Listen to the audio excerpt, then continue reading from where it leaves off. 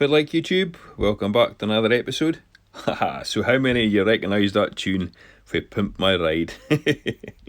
Quality show back in the day with Exhibit. But yeah, so I'm going to pimp out my phytoplankton station, just make it a wee bit cooler.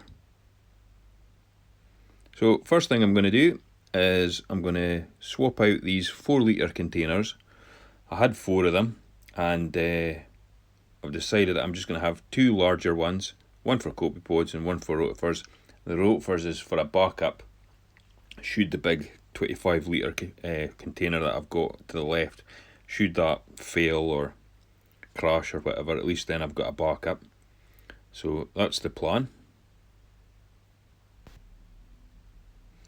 Okay, so I managed to find these 2 containers, and I found them in Tesco's of all places. So I've got them marked up. They can hold like about 8 litres, but I'm just marked it up to the 7 litre mark. So just now they're just filled up with fresh salt water, and I'm going to swap over the copepods into one, and the rotifers I'm going to harvest some out of the larger container and start a wee harvest on the other one. So here's my rotifers. So I'm going to split some of these into the other container, and the rest I'm just going to gradually run them down until it's completely empty. And that's it. So we've got a culture started with the rotifers on the right, and I've got my copepods on the left. The big container with the rotifers, I'm actually going to run that down and eventually get rid of it all, because I'm using way too much phytoplankton to keep something alive that I didn't even have fish eggs, so there's not really much point, and it's more work than necessary. So I'm going to run that down, and I'm just going to keep these 2 things running here, which will be a lot easier. Should the clownfish breed, well then obviously I'll increase it again, but just now I'm just going to keep this as a little maintenance dose. Can you tell what it is yet? So, pimp my station. I'm just varnishing some bits of wood in the same stain that I used on the stand, and then I'm going to add this to the stand, and you'll see what it's for. But it should be pretty cool, and yep, definitely going to make the wee phytoplankton station look a bit better than it does just now. And it will also save me some confusion, because I've got a memory like a fish. So you've probably guessed what this is going to be. But if not, keep on watching, shipmates.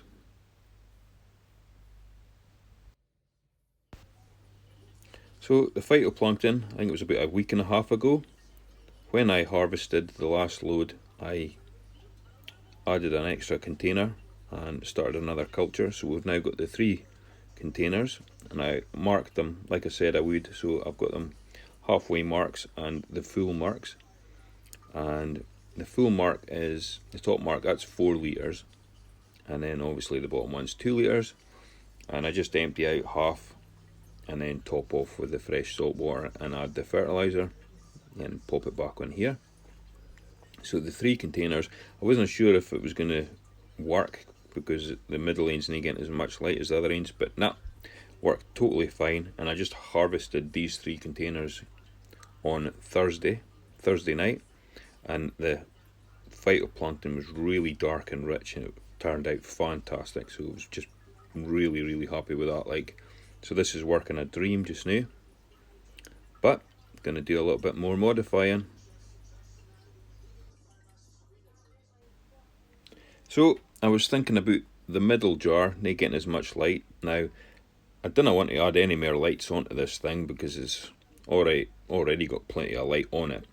However, I thought to tidy up the back, I'll add this mirror. So I've cut a mirror down to size, and I'm just removing this protective plastic that I had over the front of it, and that way the light that's just splashing about all over this stand will reflect off of that back glass, and who knows, it might add a little bit more light to the other bottle.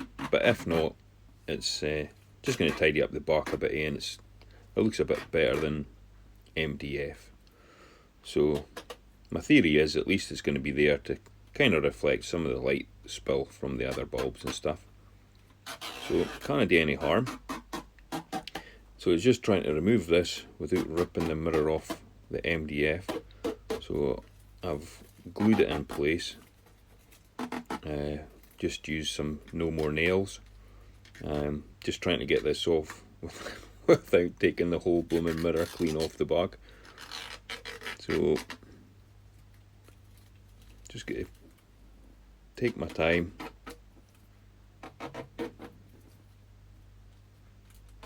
Apologies, again I'm in the way of the camera, like, but on the plus side, you don't hate to look at my ugly mug. Right, we're just about there. It's looking good. Let's get this last wee bit. Yeah, that mirror's nice shifting, that's solid now. I'm just trying to get it off without putting my blooming fingerprints on it.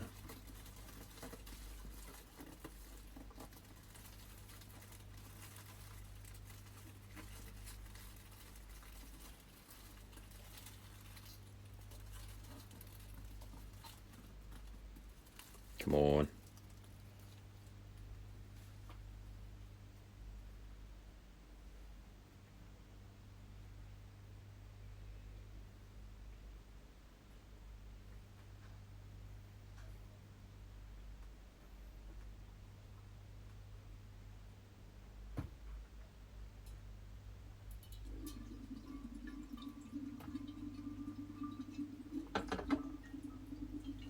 Okay, just putting all the phytoplankton back. Getting it all going again.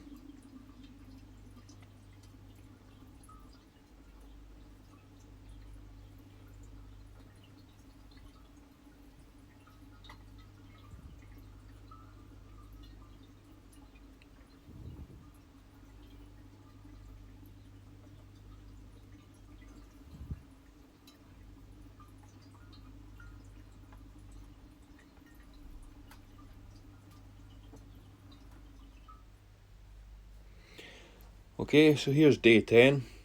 This is Thursday night, and I'm just harvesting my next load of phytoplankton. And as you can see, it's a lovely, rich, dark colour. So really happy with that. And I've just got these 2 litre glass bottles.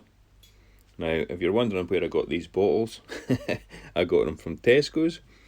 And to get these bottles, I bought this, I forget the name of it, but it was some kind of cloudy apple cider stuff.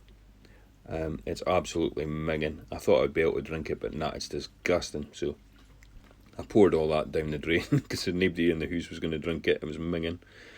And just sterilised out the bottles. And this is what I'm going to use to store my phyto. So obviously going to get another in at some point, but just now I'll use these 2, and I'll just use a 2 litre plastic bottle that I've got as well. So I'm always going to have 6 litres of phytoplankton in any given week, which is perfect. So I'm absolutely ready should the clownfish lay eggs and I can manage to get them into the love shack. But if not, well, Dead Man's Chest's loving getting the phytoplankton every night, so it's not going to waste. And the corals in the display are definitely benefiting from it.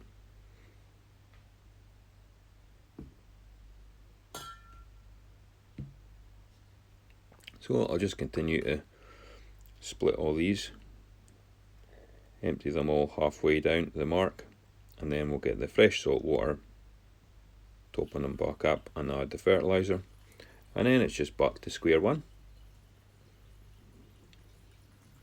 Some people struggle, I think, when they're culturing phyto to go past a certain amount of days.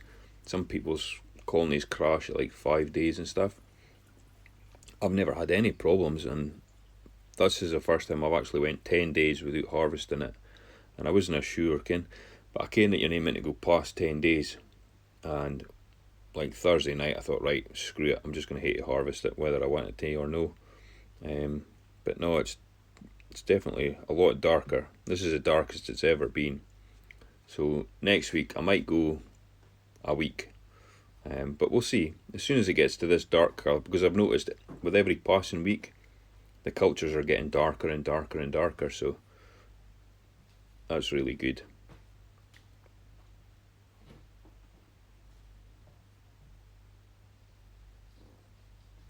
Right, so last wee bitty, I'll stick it into this plastic bottle.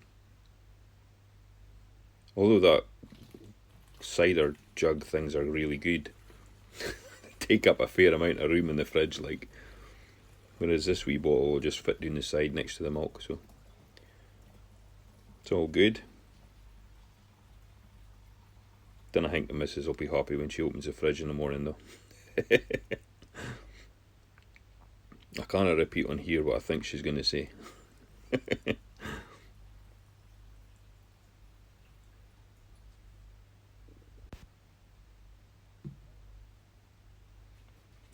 Okay folks, so here we go again, adding the fertiliser. So I've tried 2ml each time, I've tried 3ml each time, so this time I'm going to add 4ml. So see if it like that is. The 3ml, which I did 3ml, was the 10-day one, and this is like the best it's ever been, so I'm going to add 4ml this time and see what happens.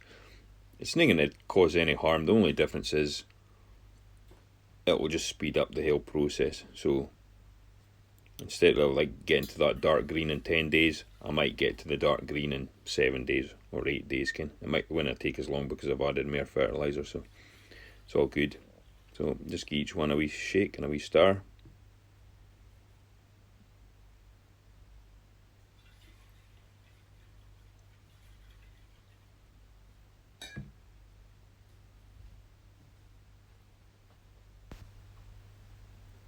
Okay, so just adding freshly made salt water. Like I said before, I have my salt water at 1.20.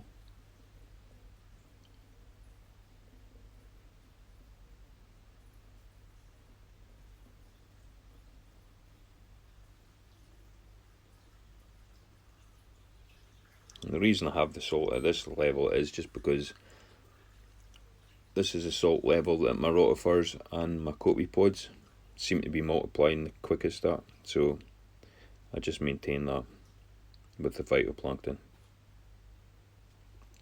and it's working great. So if it's no broken, then I fix it.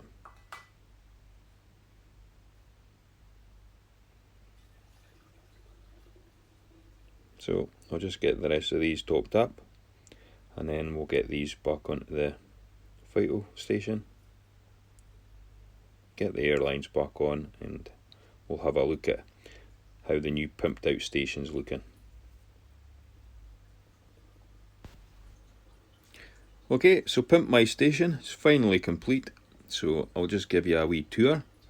So there's the love shack sitting empty, but who knows, we might get lucky one day, get some eggs. So here's a piece of wood that I was varnishing. So I've just added the A and the B. The A is all the valves for the phytoplankton, the B is all the rotifers, copepods and the love shack. So everything's colour coded and dead simple to make sure that I'm moving the right one. So that's the phytoplankton back on, and as you can see, this is us back to day one, so I've just added the bottles back. So we'll leave this for 7 to 10 days, see what like it is. Below that you can see the other piece of wood that I've added, and I've just added the phytoplankton name there, so just pumped it out a wee bitty, and the same with the copepods and the rotifers. So just in case, because my memory's terrible, and I more than likely I'll take one away, or take them both away, do a water change, put them back, forget what's what. At least this way I can't exactly what's there. And the rotifer container on the left, I've run that completely dry, just used it over the course of like a week and a bit, feeding the dead man's chest. So we're just using the bottom one just now until such a time that we end up with some fry, then obviously I'll increase the amount that we've got as backup. So yep, that's pretty much it. So Pimp my station, I think, or I hope you'll agree, it looks pretty cool. The mirrored back and the writing just make it look sweet, I think. So really happy with it. That's pretty much it for this episode. So before I go, this is the phyto that we just harvested. So I'll just give these rotifers and the cotypods a wee feed. If I can get the top off with one hand.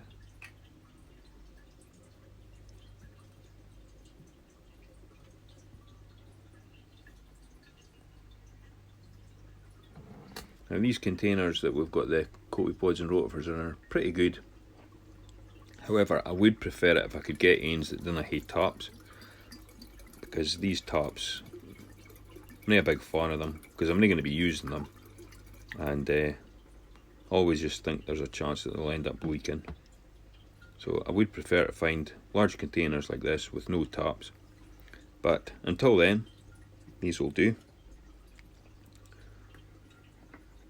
So that's the rotifers, just give the cotypods a wee feed. Actually getting close to the time where I've got to do a water change on these anyway, but that'll do.